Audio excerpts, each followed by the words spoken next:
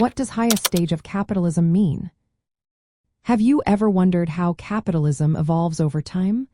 One important concept to consider is the idea of the highest stage of capitalism. This term is closely linked to the work of Vladimir Lenin, who described it as imperialism.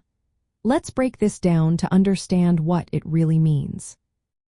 The highest stage of capitalism marks a phase where capitalism is dominated by monopolies and finance capital. In this stage, small businesses struggle to compete as large corporations take over. Instead of many players in the market, we see a few big companies controlling entire industries.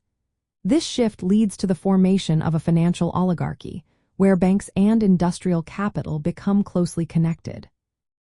Lenin pointed out several key features of this imperialist stage. First, we see the rise of monopolies, where a handful of large entities control production and finance. This concentration of power changes how businesses operate and affects the economy as a whole. Next, the export of capital becomes more important than the export of goods. Capitalists start investing in foreign countries to seek higher profits. This means that instead of just selling products abroad, they are moving money to make more money. Another important aspect is the division of the world among international trusts or cartels. These agreements among monopolies allow them to control markets and resources globally. This often leads to conflicts as different capitalist powers compete for dominance. Lenin also highlighted how this stage reflects capitalism's contradictions. While production becomes more socialized, meaning it involves large-scale collective efforts, wealth and power become concentrated in the hands of a few. This contradiction can lead to crises and conflicts, pushing capitalism toward revolutionary change.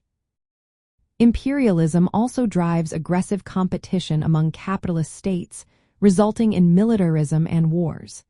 A historical example is the First World War, where nations fought over markets and resources. From a socialist viewpoint, the highest stage of capitalism shows the unsustainable nature of capitalism. It highlights how this imperialist form intensifies inequality and economic crises. However, it also points to the potential for socialism. The socialized nature of production at this stage creates the groundwork for collective ownership and democratic control of the economy.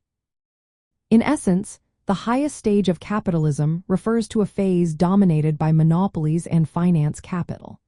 It is marked by imperialist expansion and fierce competition among capitalist powers, leading to contradictions that socialism aims to address. Understanding this concept helps us see the dynamics of capitalism and its impact on society.